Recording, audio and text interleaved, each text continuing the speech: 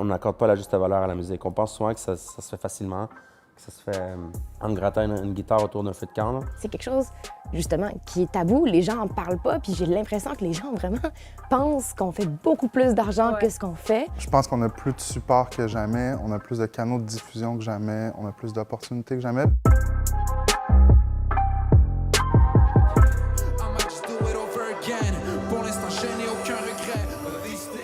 Combien êtes-vous prêt à payer pour de la musique? C'est ce qu'on a demandé à notre communauté dans un questionnaire en ligne. On a analysé 1285 réponses. On a présenté à des artistes ou à des membres de leur équipe la moyenne de ce que les répondants sont prêts à débourser pour un service d'écoute, un album ou encore un spectacle.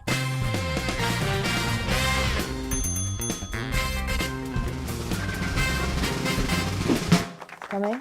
Ah, man, 7,66. c'est moins que ce qui... Pour vrai, 7,66. C'est ça. Là, je vais parler plus en tant que consommateur de musique que producteur ou gérant, de nous permettre d'avoir accès à tout ce bassin créatif, là, cette création-là qui a nécessité tellement d'efforts et d'argent et d'investissement.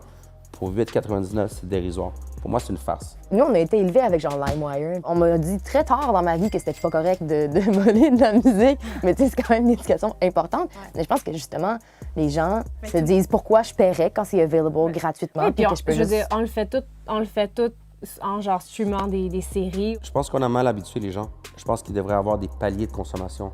Donc, si quelqu'un est prêt à payer seulement 8,99 par mois, mais c'est pas une personne qui consomme beaucoup de musique, peut-être que sur 8,99 pourrait lui donner droit à, je sais pas moi, 15 heures d'écoute par mois. Je veux dire, moi, quand on est dans la van, puis genre on écoute de la musique, puis que j'ai atteint mon top de data pour le mois, c'est sûr que je me rajoute du data à 10$ le gig, là, parce que je veux pas arrêter d'écouter de la musique. C'est quand même drôle que je le donne à ma compagnie de téléphone, par exemple. Ouais, big time. C'est quand même fucked up.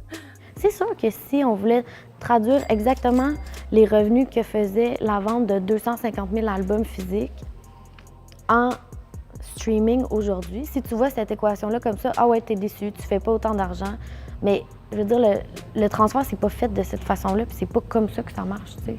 L'industrie, elle s'est modifiée, tu sais. L'art a généré plus de 45 millions de streams. Si tu fais juste 100 000 streams, tu vas nulle part, c'est des peanuts. Sauf que si tu commences à générer des millions de streams, des dizaines de millions de streams, c'est des revenus. Nous, on a accès à Spotify for Artists. Fait que, parce que ça, c'est juste aujourd'hui? Non. Ouais. Fait que, Non. genre, fait on est 26... Hier, il y a eu 25 000 écoutes de nos chansons. C'est quand même sick. C'est quand même fou. De plus en plus, sur plusieurs de nos projets, c'est notre revenu numéro 1, c'est le streaming. J'ai fait une chanson avec un ami. On avait 1 million d'écoutes sur la chanson.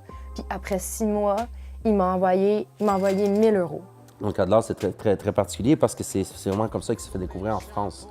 Quand on a sorti son premier single, 56K, ça nous a permis donc d'explorer la France, la Suisse, la Belgique, toute l'Europe, en venir à un contrat de disque, faire 50 dates en 2018. On était surpris d'avoir une tournée aux États-Unis puis qu'il y avait des gens dans nos salles. Puis la majorité des gens qui venaient nous voir nous disaient « Je vous ai découvert parce que telle chanson a été mise dans une playlist. » Ils nous découvraient de Spotify. Ce qu'on perd à gauche du côté de revenus directs de l'album, on le récupère ou on fait peut-être même davantage du côté spectacle et ensuite, bon, on découle le merch et tout le tralala.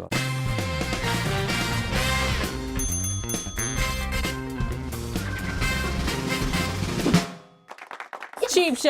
C'est même pas une pièce C'est vrai!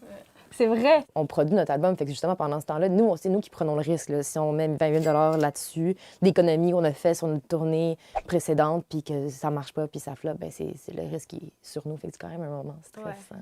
Tout le temps où on est allé écrire, on est dans des chalets, tu sais, ça, c'est des choses qu'on n'a pas comptées. Puis nous, on se paye pas pendant ce temps-là. Puis nous, on se paye pas, exact. Dans notre cas, en tout cas, dans le cas de Safia, c'est elle qui paye tous les frais de production de l'album. Donc, payer le studio, les ingénieurs, les musiciens. Il y a aussi... au niveau de la fabrication, on parle de faire une pochette. Donc, il y a du graphisme, du design, puis il y a toute l'équipe autour de ça qui travaille, évidemment, pour mettre tout ça en place. Un album comme Loud, c'est un peu exceptionnel dans le hip-hop. Puis là, je vais parler du deuxième sur lequel on travaille actuellement. C'est des albums qui vont frôler le 100 000 $ à produire. On se paye la Cadillac du mixeur, la Cadillac du mastering guy. On va dépenser beaucoup plus sur le deuxième qu'on a fait sur le premier. Puis évidemment, ça coûte cher. Puis moi, c'est pas un problème parce que le projet fonctionne.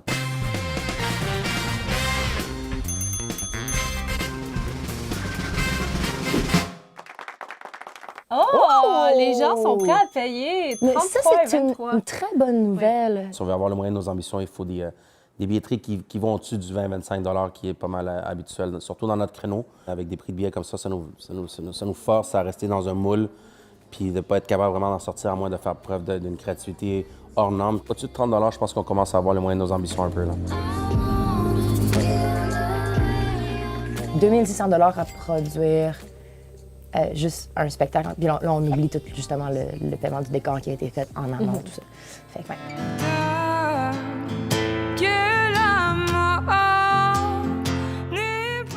Pour cette tournée-là, dans le cas de Safia, on a investi beaucoup plus en pré-prod, qu'on appelle, pour monter un show avec des décors, avec un éclairage, une mise en scène, les musiciens, il faut payer les musiciens, les techniciens, etc. On parle environ de 30 à 40 000 $. Spectacle par spectacle à la pièce, on réussit à dégager en temps normal, si la vente de billets a bien été, si tout a bien été, un profit raisonnable, mais qui devient intéressant au bout d'une tournée de plusieurs spectacles. Dès que tu sors du Québec, ça coûte cher. ça coûte tellement cher, tu fais pas d'argent. En fait, souvent, t'en perds. Fait que c'est sûr que si t'es quelqu'un qui tourne avec un pas si gros décor, une pas si grosse équipe au Québec, puis que tu fais des bonnes salles... Il y a moyen de faire de l'argent, c'est sûr. On est payé 300$ par show. Ouais. Puis ces temps-ci, on fait 2 shows, 3 shows par semaine. Mais tu sais, je veux dire, c'est ça qui est particulier du spectacle aussi, c'est que nous, c'est notre revenu stable.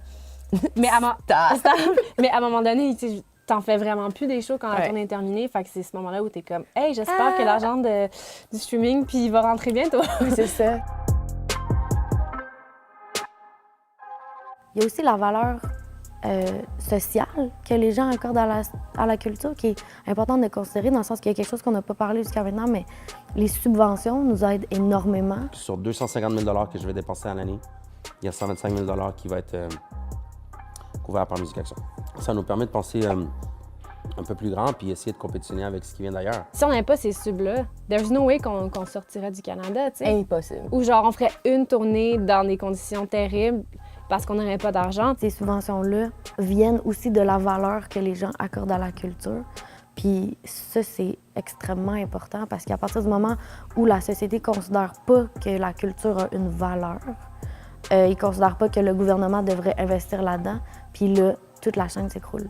Moi, tout l'argent que je fais en ce moment, ben je le mets de côté parce que je suis comme, bientôt notre tournée va se terminer.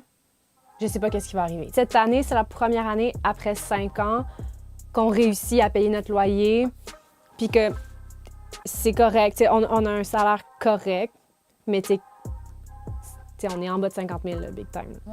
On pense pas à tout le processus pour arriver à de la musique. Puis nous, c'est des gens qu'on engage, c'est des emplois qu'on crée, c'est des gens qu'on paye, c'est de l'argent, c'est énormément d'argent qu'on débourse. Mais ça, quand t'écoutes ta chanson en streaming, tu penses pas à ça, puis c'est normal, là. Comment, aujourd'hui, on fait de l'argent en musique? En faisant de la bonne musique. Tu sais, quand on a signé Loud, il m'a dit, la première chose qu'il m'a dit, bro, la chose la plus importante, c'est les chansons.